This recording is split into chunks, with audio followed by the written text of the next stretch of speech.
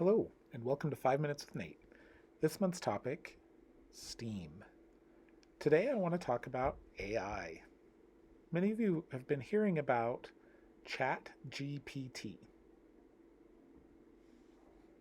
That is the new AI that you can ask questions and it'll send you back answers and things. AI has been, really starting out in our world for a few years, and we've been training AI through CAPTCHAs or different things on the internet. We've been giving it information for years. And AI has been learning, and now it's becoming to a place where it can do something. So OpenAI, a company, recently released Chat GPT. Microsoft, Google, they're going to release theirs soon. They're not ready just yet. Many of us are like, wow, ChatGPT can do so many things. You can ask it to write a 5-paragraph essay and it will just write it and send it to you with references, with everything I want. I can ask it to write a story. I can ask it for recipes. I can ask it to write code for a computer.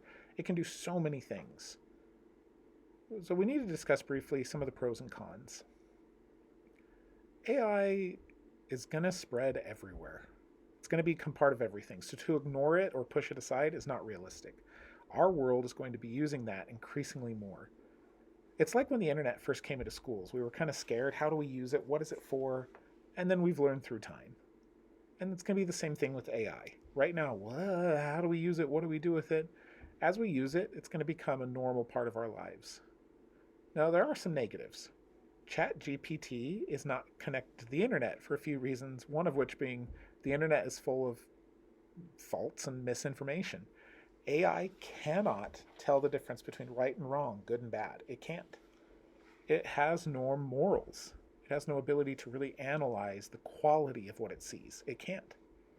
So we can't just trust AI to give us answers. We always have to really look at it critically and make adaptations. And with AI, everything you give to it becomes part of the AI.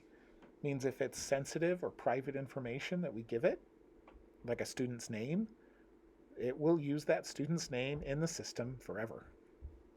And it'll have all the information there. So we need to be careful about that private information. So how do we use AI with students? Because we don't want students to just type, write me a 5-paragraph essay. Here you go, I'm done. That's not thinking. At the same time, why not take advantage of that ability to teach students better? For example, ask a second grade student to write a letter to grandma. Chat GPT, write a letter for grandma. It will send back a letter, a nice letter, copy, paste that letter in an email. But then don't just, okay, we're done. The grammar's good. Well, of course the grammar's going to be good in it. But we want to ask students, is that what you want to say? Is that the name for grandma? Is that your name? Do you want to say that? Or is it off the mark? And students will be like, oh, that's not my words. That's not mine.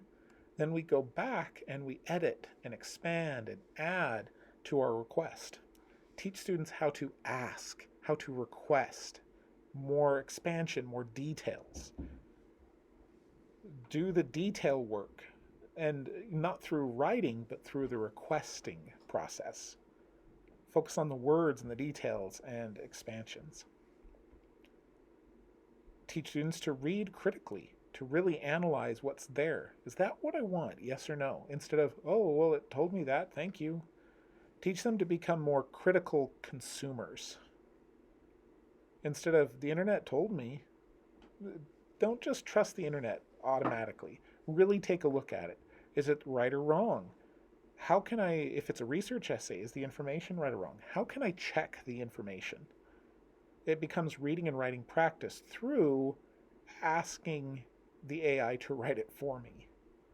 So we're tricking students. We're motivating. It's interesting. It's fun. And at the same time, we're teaching them language skills, reading skills, comprehension skills, pre-thinking skills. So it can do so many things. At the same time, why not teach students how to use technology for their future? If they become a coder, if they become a secretary, they can ask Chat GPT to help them find the answer. For example, if you want to use the right formula on a spreadsheet, how do you ask for what you want? And then you can take the formula it gives you and use it. All right, now teachers. A lot of teachers are using Chat GPT to write lesson plans. And you just kind of ask what I want. Here's an example.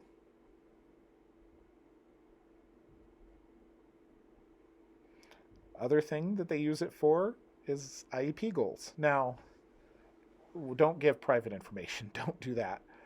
But at the same time, I asked it to write a math goal for 3 by 2 digit addition. Anyway, all that. Why not just ask it things and get some ideas? Doesn't mean we just follow it blindly, of course, but oh, I like how that's phrased, or I like how that's said. Get some ideas from it.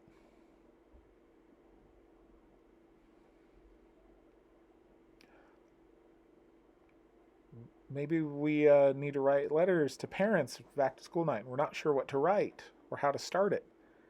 Canva, that poster design program, which has an educational free account, it's going to have AI, so you can just type in, I want a back to school night poster, please. And it's going to eventually be able to make that for you. AI can use it for coding, for formulas, for math, for honestly, almost everything.